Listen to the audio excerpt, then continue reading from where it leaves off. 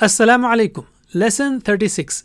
The Prophet's family. Sallallahu Alaihi Wasallam. We recite this prayer every day. Allahumma salli ala Muhammad wa ala ali Muhammad. O Allah, send peace on Muhammad and the family of Muhammad. The family of Muhammad Sallallahu Alaihi Wasallam refers to the Prophet's wives and children. His wives are referred to as mothers of believers also. And they are, radiyallahu anhun, from the Quraysh tribe, Khadija, Sauda, Aisha, Hafsa, Salama, Habiba. And from the Arab tribes, Zainab, Juwairiya, Maimuna. And from non-Arab tribes, Safiya, radiyallahu anhun. The daughters are Zainab, Ruqayya, Kulthum, and Fatima, radiyallahu anhun.